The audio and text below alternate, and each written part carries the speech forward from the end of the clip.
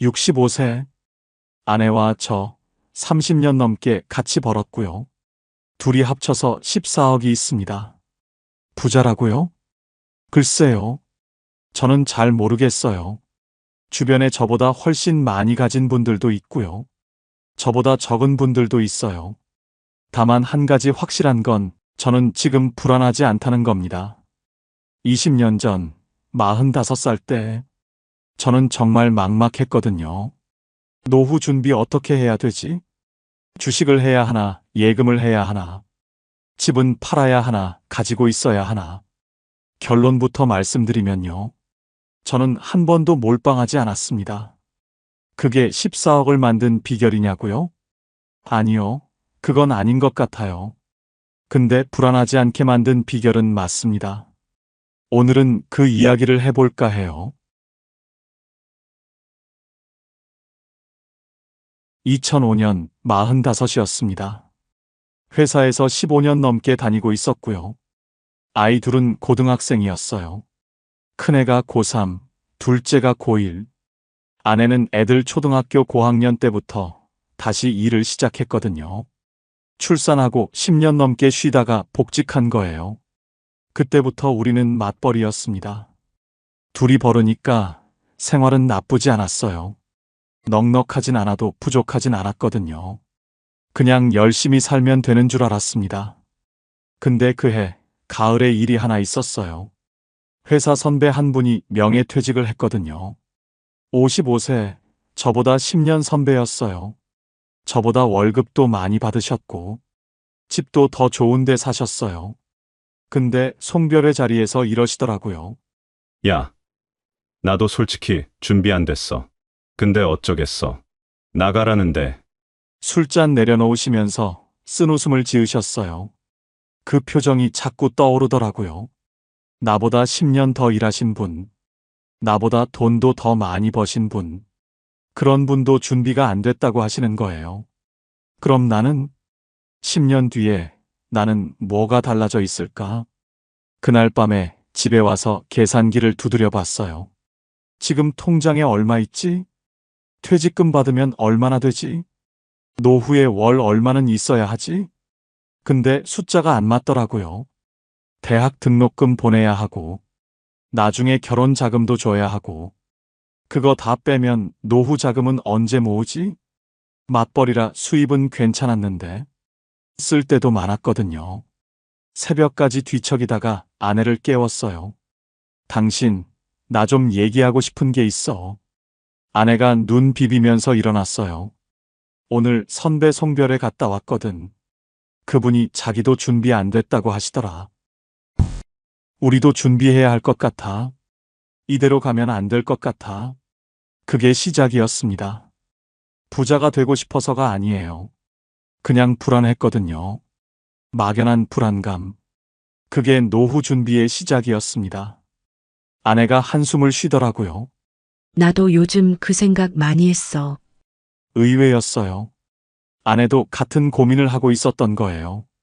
친구들 만나면 다들 그 얘기야. 노후 어떡하냐고. 연금은 얼마나 나오냐고. 아내 말로는요. 친구들 중에 남편이 명퇴당한 집이 몇 개 있대요. 갑자기 수입이 끊기니까 난리가 났다고요. 어떤 집은 퇴직금으로 치킨집 차렸다가 망했대. 어떤 집은 애들 등록금 내다가 다 썼대. 남의 얘기 같지가 않더라고요. 우리는 둘이 벌잖아. 근데 그게 언제까지 될지 모르는 거잖아. 아내가 그러더라고요. 맞는 말이었어요. 지금은 둘 다 건강하니까 일하지. 근데 10년 뒤에는? 20년 뒤에는? 그날 밤 우리는 새벽 2시까지 얘기했어요. 지금 통장에 얼마 있는지, 애들 대학 보내려면 얼마 드는지, 결혼 자금은 얼마나 줘야 하는지 다 꺼내놓고 얘기했습니다. 계산해 보니까요. 등록금이랑 결혼 자금까지 주면 우리한테 남는 게 거의 없더라고요. 이대로 가면 안 되겠다. 아내도 고개를 끄덕였어요. 근데 뭘 어떻게 해야 하는 거야? 그건 나도 몰랐어요. 주식을 해야 하는지, 예금을 해야 하는지, 부동산을 사야 하는지 일단 알아보자. 주변에도 물어보고 책도 읽어보고 아내가 그러더라고요. 돈을 나눠야 할 것 같아. 애들 등록금, 결혼 자금, 노후 자금. 다 섞어 놓으면 나중에 헷갈릴 거야. 그 말이 맞았어요. 한 통장에 다 넣어두면 급할 때 꺼내 쓰게 되거든요. 노후 자금도 결국 손대게 될 거예요. 통장을 따로 만들자. 목적별로 나눠서 관리하자. 그날 밤 우리가 정한 건 딱 두 가지였어요. 하나, 뭔가 준비를 시작하자. 둘, 돈을 목적별로 나누자. 구체적인 건 아직 몰랐어요. 근데 방향은 잡힌 것 같았습니다. 아내랑 같은 마음이라는 게 다행이었어요. 혼자였으면 못했을 것 같거든요. 그날 이후로 본격적으로 알아보기 시작했습니다. 노후 준비를 해야겠다고 마음먹고 나니까요. 더 혼란스러워지더라고요. 주변에 물어봤거든요. 근데 하는 말이 다 달랐어요. 회사 동료 한 명은 이러더라고요. 야, 요즘 세상에 예금만 하면 바보야. 주식 해야 돼. 복리의 마법이라고 들어봤어? 그 친구는 주식으로 꽤 벌었다고 했어요. 몇 천만 원 수익 났다고 자랑을 하더라고요. 근데 다른 선배는 정반대였습니다. 주식. 그거 도박이야. 나 IMF 때 반 토막 났어. 그 뒤로 절대 안 해. 그 선배는 예금이 최고라고 하셨어요. 원금 보장되는 게 어디냐고요. 또 다른 분은 부동산을 추천하셨어요. 땅은 배신 안 해. 작은 거라도 하나 사놔. 어떤 분은 연금보험 들어야 한다고 하고요. 어떤 분은 달러를 사놔야 한다고 하고요. 듣다 보니까 머리가 복잡해지더라고요. 다 맞는 말 같기도 하고, 다 틀린 말 같기도 하고, 책도 몇 권 읽어봤어요. 재테크 책, 노후 준비 책. 근데 읽으면 읽을수록 더 헷갈렸습니다. 어떤 책은 주식 올인하라고 하고, 어떤 책은 현금이 왕이라고 하고, 어떤 책은 부동산 갈아타기 하라고 하고, 대체 뭘 믿어야 하는 거야? 아내한테 푸념을 했어요. 다들 하는 말이 달라. 누구 말을 들어야 할지 모르겠어. 아내가 가만히 듣더니 이러더라고요. 근데 그 사람들 다 부자야? 뭐, 주식하라는 사람, 예금하라는 사람. 그 사람들 노후 준비 다 돼 있어? 생각해보니까 아니더라고요. 다들 그냥 자기 생각을 말하는 거였어요. 남들 말 듣지 말고 우리 상황에 맞게 하자. 아내가 그러더라고요. 맞는 말이었습니다. 남들이 뭘 하든 우리한테 맞는 게 따로 있는 거잖아요. 그날부터 생각이 좀 정리되기 시작했어요. 남의 말 말고 우리 기준을 세워야겠다고요. 그렇게 며칠을 고민했어요. 주식을 할까, 예금을 할까, 부동산을 살까, 연금을 들까. 뭘 해야 할지 모르겠더라고요. 하나를 고르면 다른 게 아쉽고, 다른 걸 고르면 또 그게 아쉽고, 저녁 먹다가 또 그 얘기가 나왔어요. 나는 주식이 좀 무서워. 근데 예금만 하면 물가에 밀린다잖아. 아내가 젓가락을 내려놓더니 이러더라고요. 당신 너무 복잡하게 생각하는 거 아니야? 뭐가? 왜 꼭 하나만 골라야 해? 다 하면 안 돼? 그 말에 멈칫했어요. 다 하면 안 되나? 예금도 하고 주식도 하고. 생각해보니까요. 주변 사람들이 자꾸 하나만 고르라고 했거든요. 주식해야 돼. 아니야, 예금이 최고야. 근데 왜 하나만 해야 하지? 나눠서 하면 안 되나? 아내가 이렇게 말했어요. 당신이 전문가야? 아니, 그럼 뭐가 오를지 알아? 모르지. 그럼 나누자. 하나가 안 되면 다른 게 버텨줄 거 아니야. 단순한 말이었는데, 그게 핵심이더라고요. 저는 전문가가 아니잖아요. 뭐가 오를지, 뭐가 안전한지 모르잖아요. 그럼 한 곳에 몰빵하면 안 되는 거예요. 틀리면 다 잃는 거니까. 근데 나눠 놓으면 하나가 떨어져도 다른 게 있잖아요. 그날 밤에 결심했습니다. 몰빵하지 말자. 나눠서 준비하자. 뭘 얼마나 나눌지는 아직 모르겠지만 일단 방향은 정해진 거예요. 한 바구니에 계란 다 담지 말라잖아요. 그 말이 딱 맞더라고요. 아내가 그날 한마디가 20년 노후 준비의 핵심이 됐습니다. 다 하면 안 돼? 지금 생각해도 그 말이 제일 중요했어요. 나누기로 했으니까요. 구체적으로 어떻게 나눌지 정해야 했어요. 주말에 아내랑 식탁에 앉았습니다. 종이 한 장 펴놓고 계산을 했어요. 일단 우리 수입부터 정리하자. 둘이 합치면 한 달에 450만 원 정도 됐어요. 거기서 생활비 빼면 200만 원 정도 남더라고요. 200만 원을 어떻게 나눌까? 우리한테 필요한 돈이 크게 두 가지였거든요. 하나는 애들 돈, 등록금이랑 나중에 결혼 자금. 다른 하나는 우리 노후 자금. 그리고 비상금도 있어야 해. 갑자기 아프거나 차 고장 나거나. 아내 말이 맞았어요. 비상금 없으면 다른 통장 손 떼게 되거든요. 그래서 이렇게 나누기로 했습니다. 100만 원은 노후 준비용, 100만 원은 등록금, 결혼자금, 비상금용. 맞벌이니까 가능한 구조였어요. 혼자 벌었으면 힘들었을 겁니다. 월급 들어오면 바로 나눴어요. 자동이체 걸어놓고 신경 안 쓰기로 했습니다. 중요한 건 금액이 아니었어요. 철저하게 분리한 거요. 등록금 통장 돈은 등록금에만, 결혼 자금은 결혼에만, 비상금은 진짜 급할 때만, 노후 준비돈은 절대 안 건드린다. 이 원칙을 정했습니다. 아내가 그러더라고요. 노후 돈은 없는 셈 치자. 무슨 일이 있어도 손 떼지 말자. 비상금이 있으니까 그게 가능했어요. 급한 일 생기면 비상금에서 쓰면 되니까요. 그 약속이 20년 동안 지켜졌습니다. 돈을 나눈 게 첫 번째 결정이었어요. 노후 준비로 매달 100만 원씩 넣기로 했잖아요. 근데 그 돈을 어떻게 굴릴지 정해야 했어요. 다 예금에 넣을까? 아니면 주식을 할까? 고민이 됐습니다. 예금은 안전하지만 이자가 너무 낮았거든요. 그때 금리가 4% 정도였나? 물가 오르는 거 생각하면 거의 제자리인 거예요. 그렇다고 주식은 무서웠어요. IMF 때 망한 사람들 얘기 많이 들었거든요. 그래서 또 나누기로 했습니다. 100만 원 중에 50만 원은 적금, 나머지 50만 원은 주식. 적금은 안전하게 가져가고, 주식은 조금 욕심을 부려보는 거죠.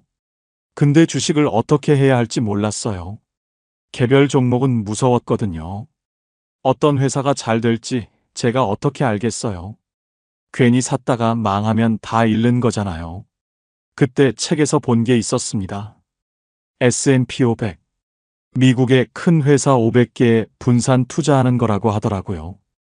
애플, 마이크로소프트, 코카콜라. 이런 회사들에 조금씩 나눠서 들어가는 거예요. 한 회사가 망해도 499개가 있으니까 전체가 망하진 않는다고요. 그게 마음에 들었어요.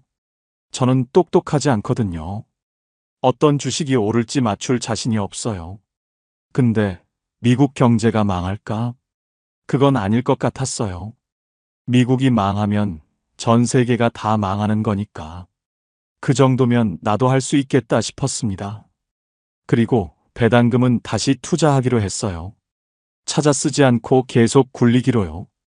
복리의 힘이라고 하잖아요. 배당금을 다시 넣으면 그게 또 불어난다고요. 그렇게 정했습니다. 매달 50만 원은 적금, 매달 50만 원은 S&P 500. 배당금은 제 투자. 거창한 전략이 아니었어요. 그냥 모르니까 나누고 안 건드리는 거였습니다. 그렇게 시작했습니다. 2005년 가을부터요. 매달 월급 들어오면 바로 나눴어요. 50만 원은 적금 통장으로, 50만 원은 S&P 500으로. 처음엔 솔직히 실감이 안 났어요. 50만 원씩 넣어봤자 얼마나 모이겠어. 근데 1년이 지나니까 보이더라고요. 적금 통장에 600만 원, S&P 500에도 600만 원 넘게. 2년이 지나니까 1200만 원씩, 3년이 지나니까 1800만 원씩, 적금은 꼬박꼬박 이자가 붙고 S&P 500도 조금씩 올라가더라고요. 아, 이게 되는구나. 복리라는 게 이런 건가 보다. 매달 계좌 확인하는 게 재미있어졌어요. 조금씩 불어나는 숫자 보면 뿌듯하더라고요. 아내한테 보여줬어요. 이것 봐. 3년 됐는데 이만큼 모였어. 아내도 좋아하더라고요. 우리 잘하고 있는 거 맞네.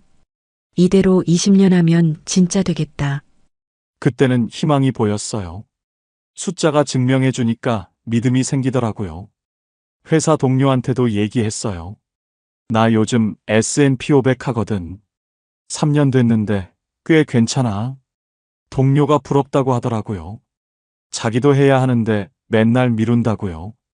그때까지만 해도 순탄했습니다. 주식 시장도 괜찮았고 금리도 나쁘지 않았어요. 세계 경제가 잘 돌아가고 있었거든요. 이대로만 가면 되겠다 싶었어요. 20년 뒤에는 꽤 모이겠다 싶었습니다. 근데 문제는 그 다음이었어요. 세상이 그렇게 순탄하지 않더라고요. 순조롭게 가다가 갑자기 폭풍이 오는 거예요. 3년 동안 모은 돈. 그게 한순간에 반토막 날 줄은 몰랐습니다. 2008년이 오고 있었어요. 2008년 9월이었어요. 뉴스에서 난리가 났더라고요. 리먼 브라더스라고 미국의 큰 투자은행이 있었거든요. 그게 망하면서 글로벌 금융위기가 터진 거예요.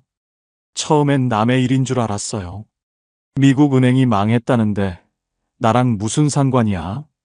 근데 그 다음 날부터 주식 시장이 무너지기 시작했어요.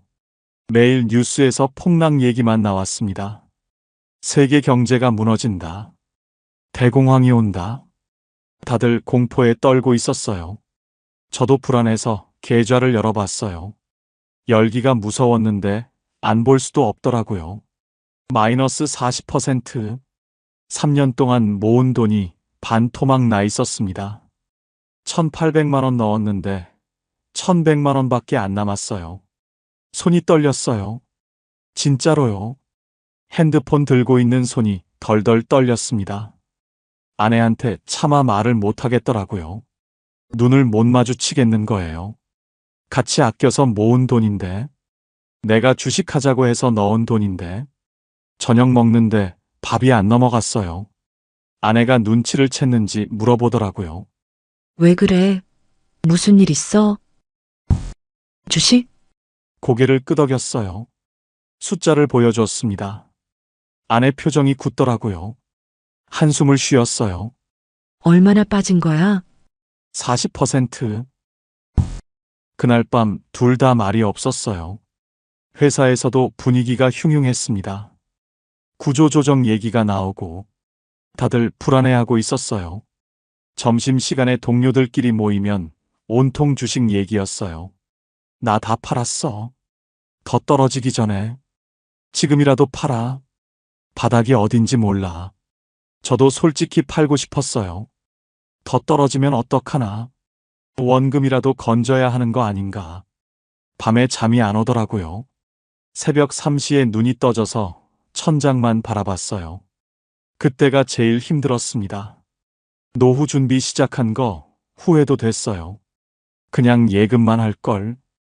왜 주식을 했을까? 3년 동안 열심히 모았는데 이게 다 물거품이 되는 건가? 그 생각에 잠을 못 잤습니다. 며칠을 고민했어요. 팔아야 하나 말아야 하나. 매일 뉴스 보면서 가슴이 철렁했습니다. 오늘도 떨어졌다. 내일은 또 얼마나 떨어질까? 뉴스만 틀면 공포스러운 말들이 쏟아졌어요. 세계 경제 붕괴, 대공황 재현. 전문가들도 바닥이 어딘지 모른다고 했습니다. 동료들은 하나둘씩 손절하고 있었어요. 점심 먹다 보면 다들 주식 얘기였거든요. 누구는 어제 다 팔았대. 누구는 반이라도 건졌대. 그 말 들으면 저도 팔아야 하나 싶더라고요. 나만 바보같이 들고 있는 건 아닌가. 회사에서 집에 오는 길이 무거웠어요. 지하철에서 핸드폰 계좌 열어보면 매일 숫자가 줄어 있었거든요. 어느 날 저녁이었어요. 밥을 먹는데 숟가락이 안 들어가더라고요. 아내가 먼저 말을 꺼냈습니다. 며칠째 잠을 못 자니까 눈치를 챈 거예요. 팔까 말까 고민 중이라고 했어요. 더 떨어지기 전에 팔아야 하는 거 아닌가? 원금이라도 건져야 하는 거 아닌가? 아내가 한참 생각하더니 이렇게 물었어요. 그 돈 지금 써야 해? 그 말에 멈칫했어요. 노후 자금이잖아요. 20년 뒤에 쓸 돈이지 지금 쓸 돈이 아니잖아요. 그러게요. 왜 지금 팔아야 하지? 지금 팔면 진짜 손해야. 안 팔면 아직 손해 아니잖아. 맞는 말이었어요. 지금 팔면 마이너스 40%가 진짜 손해가 되는 거고, 안 팔면 그냥 화면 위의 숫자일 뿐인 거잖아요. 20년 뒤에 쓸 돈인데, 20년 뒤에 올라 있으면 되는 거 아닌가. 파는 순간 끝이지만, 버티면 기회는 있는 거니까요. 그날 밤 결심했습니다. 안 팔기로요. 무섭긴 했어요. 내일 또 떨어질 수도 있으니까. 더 떨어지면 어쩌나 하는 생각도 들었고요. 근데 아내 말이 맞았어요. 지금 당장 쓸 돈이 아니잖아. 그럼 굳이 지금 팔 이유가 없는 거예요. 그리고 적금이 있으니까 버틸 수 있었어요. 노후 자금 전부가 주식이었으면 못 버텼을 겁니다. 반은 안전하게 은행에 있다는 게 나머지 반을 버티게 해준 거예요. 나눠놓길 잘했다 싶었습니다. 몰빵했으면 그날 밤 다 팔았을 거예요. 아내의 그 한마디가 저를 버티게 해줬습니다. 근데 문제는 그 다음이었습니다. 매달 넣던 50만 원. 이번 달에도 넣어야 하나. 시장이 매일 떨어지고 있었거든요. 지금 넣으면 그것도 같이 떨어지는 거잖아요. 솔직히 무서웠어요. 돈을 불구덩이에 던지는 기분이었습니다. 아내한테 물어봤어요. 이번 달은 좀 쉴까? 시장 안정되면 다시 넣을까? 아내가 이러더라고요. 한번 멈추면 다시 시작하기 어려워. 맞는 말이었어요.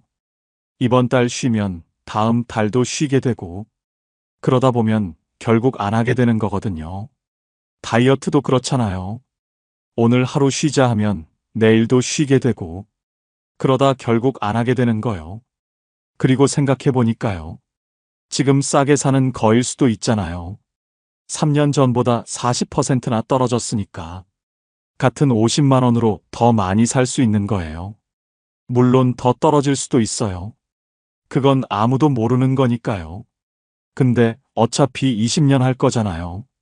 20년 동안 오를 때도 있고 내릴 때도 있을 거예요.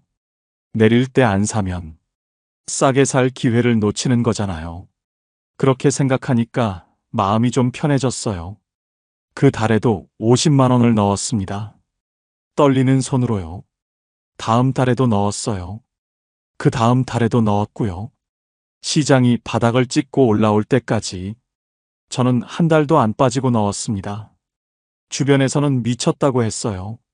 지금 넣는다고요? 더 떨어지면 어쩔 거냐고요? 몰라요.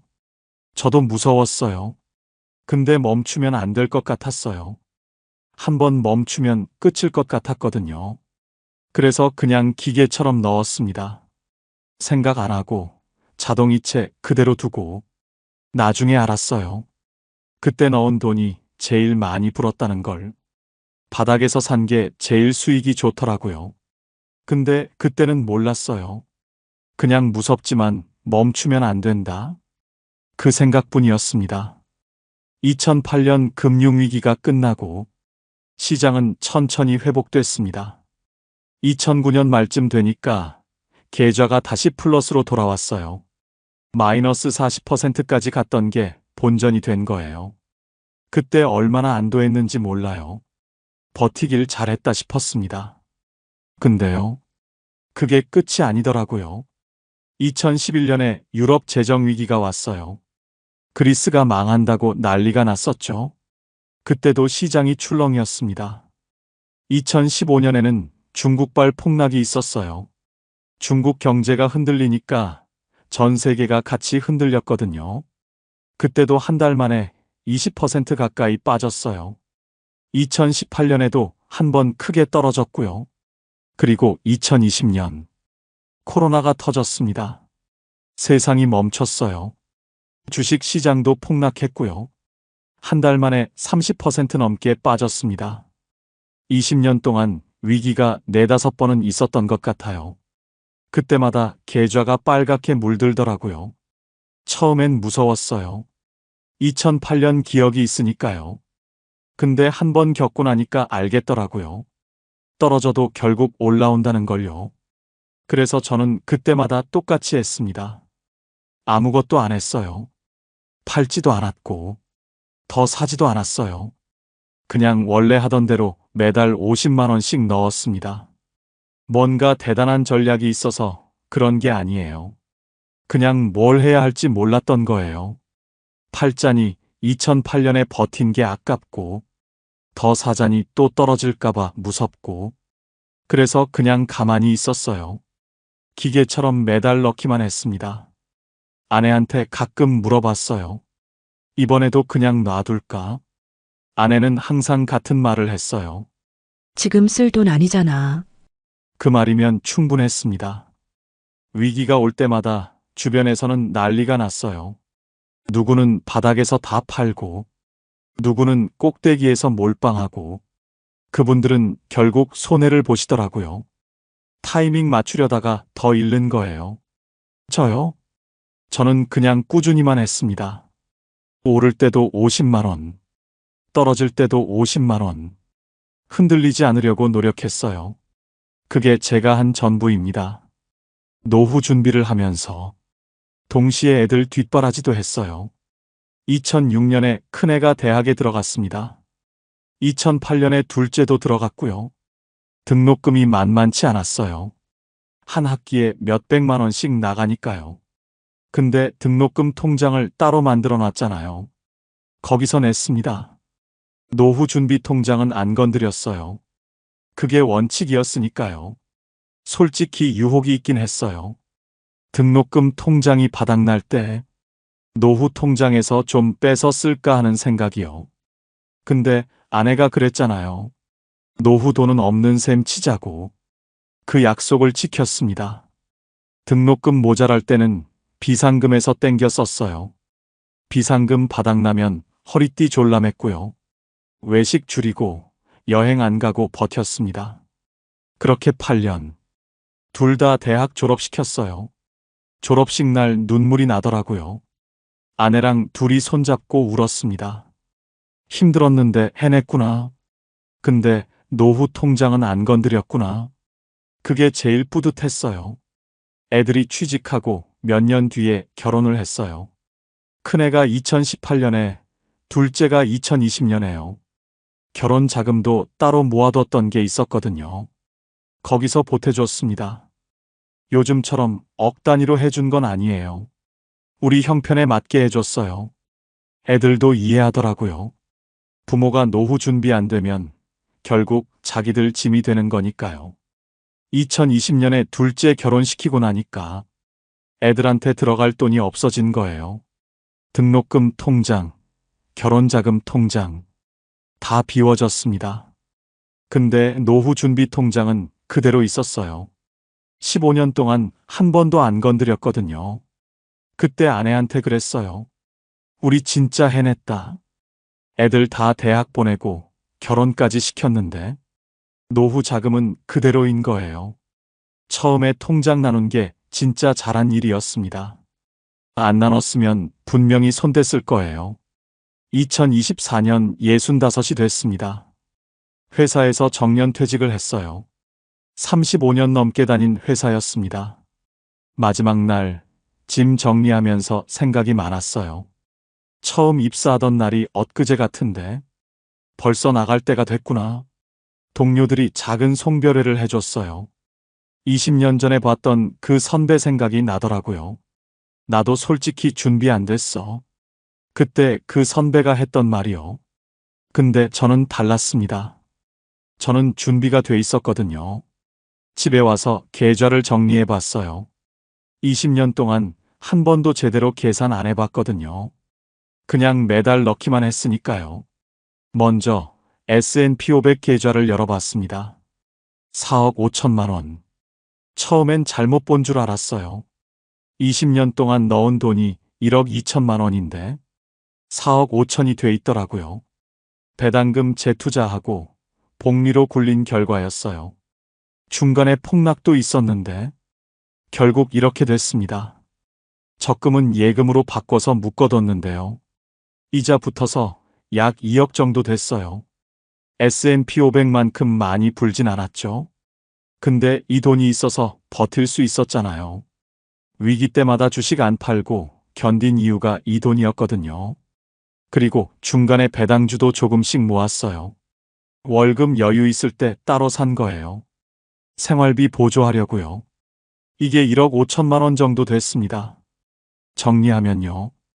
S&P 500이 4억 5천, 은행 예금이 2억, 배당주가 1억 5천, 금융자산만 8억이었어요. 아내한테 보여줬습니다. 우리 8억이래. 아내도 놀라더라고요. 매달 조금씩 넣은 건데 20년이 지나니까 이렇게 된 거예요. 여기에 집이 있잖아요. 2005년에 미분양 아파트 약 2억에 샀었거든요. 지금은 6억 정도 합니다. 이건 투자 목적이 아니었어요. 그냥 살 집이 필요해서 산 거예요. 전부 합치면 14억. 한 번에 번 돈은 없습니다. 로또 맞은 것도 아니고 대박 난 것도 아니에요. 그냥 20년 동안 꾸준히 넣은 결과예요. 시간이 만들어준 돈이었습니다. 자산이 얼마냐보다 중요한 게 있어요. 매달 얼마가 들어오느냐? 아무리 자산이 많아도 매달 쓸 돈이 없으면 불안하거든요. 10억이 있어도 매달 까먹기만 하면요. 불안해서 돈을 못 써요. 줄어드는 통장 보면서 조마조마하게 되거든요. 이번 달에 200 썼으니까 9억 8천 남았네. 다음 달에 또 200 쓰면 9억 6천이네. 이러다 다 없어지면 어떡하지? 이런 생각하면서 사는 거예요. 돈이 있어도 마음이 편하지 않은 거죠. 그래서 저는 구조를 만들었습니다. 매달 들어오는 돈이 있게요. 지금 저는 매달 235만 원이 들어와요. 어디서 나오느냐면요. 첫 번째가 국민연금이에요. 부부 합쳐서 140만 원 나옵니다. 저는 35년 넘게 냈고요. 아내도 20년 정도 냈거든요. 젊었을 때는 국민연금 내는 게 아깝다고 생각했어요. 저거 나중에 받을 수나 있을까 그랬거든요. 근데 지금 받아보니까요. 이게 제일 중요합니다. 아무 일 없어도 매달 나오는 돈이에요. 주식이 떨어져도 나오고, 금리가 내려도 나와요. 내가 아파서 누워 있어도 나옵니다. 국민연금은 선택이 아니라 기본이에요. 노후의 바닥을 잡아주는 돈입니다.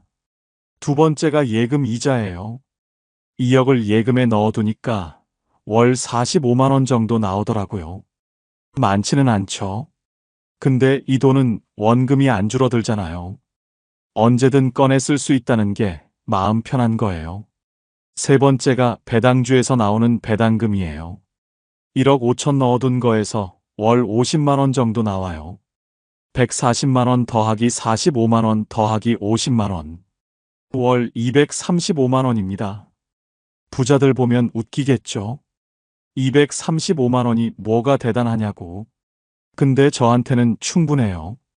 집은 있으니까 월세 안 내도 되고, 아이들은 다 컸으니까 용돈 안 줘도 되고, 235만 원이면 생활이 됩니다. 넉넉하진 않아도 모자라지는 않아요. S&P 500 배당금은 따로 있어요. 연 600만 원 정도 나오거든요. 이건 생활비로 안 써요. 여행 가고 싶을 때, 큰 경조사 있을 때, 그때 쓰려고 남겨두는 돈이에요. 작년에 아내랑 제주도 다녀왔거든요. 생활비 걱정 안 하고 여행 갈 수 있다는 게, 이게 진짜 노후의 여유더라고요. 생존만 하는 게 아니라 살아가는 느낌을 주는 돈이에요. 요즘 아침에 일어나면요. 천천히 커피 한 잔 마십니다. 급할 게 없어요. 출근 안 해도 되니까. 35년 동안 아침마다 전쟁이었거든요. 알람 소리에 벌떡 일어나서 씻고 밥 먹고 뛰어나가고 지하철에서 사람들한테 치이고 회사 도착하면 이미 지쳐 있고 그게 매일 반복이었어요. 지금은 그럴 필요가 없어요. 눈 떠지면 일어나고 커피 내려서 천천히 마시고 창밖으로 해 뜨는 거 보면서요. 이런 여유가 있었나 싶어요. 아내랑 동네 산책을 해요. 아파트 뒤에 작은 공원이 있거든요. 한 바퀴 돌면 30분 정도 걸려요. 예전에는 그 공원이 있는지도 몰랐어요. 출퇴근하느라 바빠서 볼 틈이 없었거든요. 지금은 매일 가요. 계절마다 다른 꽃이 피더라고요. 그런 것도 처음 알았어요. 점심은 간단하게 먹어요. 아내랑 둘이서 뭐 해 먹거나, 가끔 동네 식당 가서 먹거나, 오후에는 책을 읽어요. 현직 때는 책 읽을 시간이 없었거든요. 퇴근하면 피곤해서 TV만 보다 잤어요. 지금은 하루에 한두 시간씩 읽어요. 도서관에서 빌려오기도 하고, 손주들 오면 같이 그림책 보기도 하고요. 낮잠도 자요. 점심 먹고 1시간 정도. 이게 얼마나 행복한 건지 몰라요. 저녁에는 뉴스 보고 아내랑 수다 떨다가 잠들어요. 특별한 건 없습니다. 그냥 평범한 하루예요. 근데 이게 가능한 이유가 있어요. 이달 말에 돈이 들어온다는 걸 아니까요. 국민연금 나오고, 이자 나오고, 배당금 나오고, 내가 일 안 해도 돈이 들어와요. 그게 제일 큰 안도감입니다. 예전에는 몰랐어요. 월급이 당연한 줄 알았거든요. 근데 퇴직하고 나니까요. 매달 들어오는 돈이 있다는 게 얼마나 큰 위안인지 알겠더라고요. 일 안 해도 돈이 들어온다. 그래서 조급하지 않아요. 그래서 평범한 하루가 가능한 거예요. 화려하진 않아요. 남들한테 자랑할 것도 없고요. 근데 불안하지 않아요. 그게 제일 중요한 것 같습니다. 챕터 16 불안하지 않은 삶. 돌이켜보면요. 제가 잘한 건 3가지입니다. 첫 번째, 둘이 같이 번 거요. 혼자 벌었으면 이 구조가 안 됐어요. 생활비 쓰고 애들 뒷바라지하면 남는 게 없었을 겁니다. 아내가 다시 일을 시작해 준 게 컸어요. 둘이 벌어서 나눌 수 있었던 거예요. 두 번째, 몰빵하지 않은 거요. 주식에 다 넣었으면 2008년에 다 팔았을 거예요. 예금만 했으면 물가에 밀렸을 거고요. 나눠서 했으니까 버틸 수 있었어요. 서로가 서로를 지켜준 거예요. 세 번째, 멈추지 않은 거요. 위기가 와도 무서워도 그 달에도 50만 원씩 넣었어요.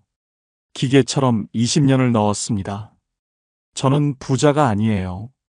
14억이라고 해도 요즘 서울 아파트 하나 값도 안 돼요. 근데 불안하지 않아요. 매달 들어오는 돈이 있고 아내랑 여행 갈 여유도 있으니까요. 많이 가진 게 아니라 안 흔들리게 가진 거요. 오늘 영상이 도움이 되셨다면요. 좋아요 한번 눌러주시면 감사하겠습니다. 비슷한 고민하시는 분들께 공유해 주셔도 좋고요. 구독 안 하신 분들은 구독도 부탁드려요. 봄날 이야기였습니다. 감사합니다.